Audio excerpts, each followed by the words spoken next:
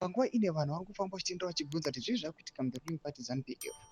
Apo paunoonekwa kunzi vana Masimirembwa panguva ino vonzi aiwa ngavadzose motokari dzose dzakadonetewa aiwa nana kuda kwasheta gurei. Panguva ino vanhu vari kuona vachikomenta vachiti vipi kusano Chiwenga aiwa vane power. Handisati ndapata mashoko parinyatsonekwa kunzi nhau dzesuccession idzi aiwa nenhau dziri kuonekwa kunzi dzemapower plays ari kuitika muruling party ZANU-PF dzine munhu pasi. Inorbwa subscribe like on the bell icon.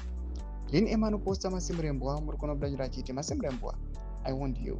Now you have been given an order to surrender all the Kubakwashe donated cars to ZANU-PF headquarters within 24 hours. But icho tupinda makoments anokudanyira achiti General Chibaba kana mazogara maripinda vachiti I think the party is correct.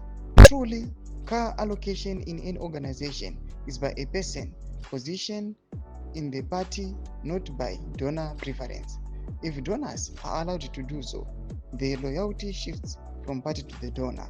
Ndo mafunguro anoitwa mumwe munhu munopinda achiti this guy was the price and used to raid shops and alert his relatives and girlfriends in advance, so when he declared goods had to be sold at the official rate. They were right there for the rich picking. ZANU-PF is a criminal cartel.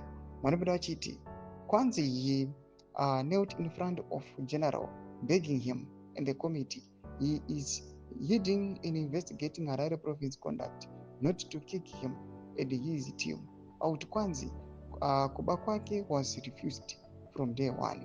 Tuvarakashi were just hyping lies about ZANU-PF still in consideration of his incorporation.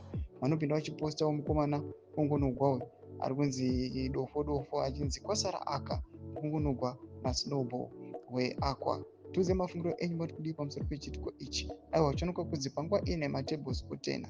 Nakomesa section medu dzemafungiro enyu. Subscribe like, hit on the bell icon.